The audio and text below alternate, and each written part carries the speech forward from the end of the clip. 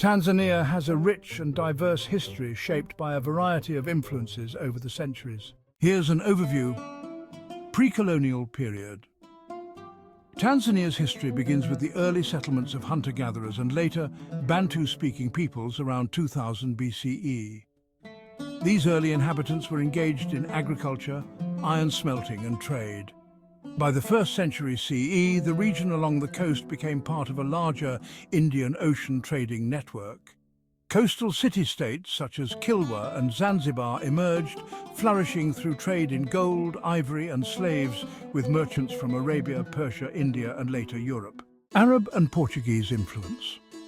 From the 7th century onward, Arab traders settled in the coastal regions, spreading Islam and establishing long-distance trade routes into the African interior.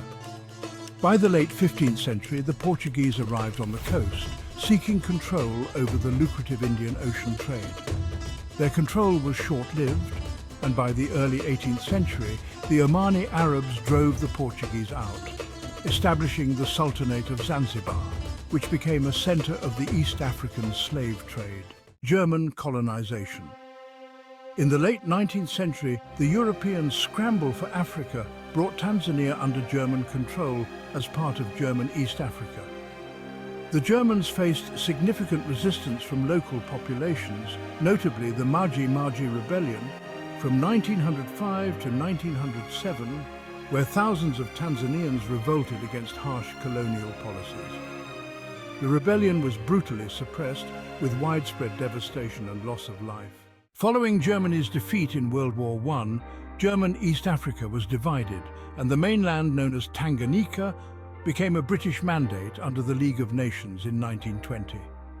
The British ruled Tanganyika until the mid-20th century, fostering social and economic reforms, but also suppressing nationalist movements. In the 1950s, the Tanganyika African National Union, or TANU, led by Julius Nyerere, gained momentum, advocating for independence. On December 9, 1961, Tanganyika became independent with Nyerere as the country's first prime minister. Zanzibar, meanwhile, achieved independence from British rule in 1963, with its political structure influenced by a combination of Arab, African and European powers. In 1964, Tanganyika and Zanzibar merged to form the United Republic of Tanzania. Julius Nyerere became the first president of the unified nation. Nyerere promoted a vision of African socialism, known as Ujamaa, which emphasized communal living and self-reliance. However, the policy led to economic challenges, including inefficiencies in agriculture and industry.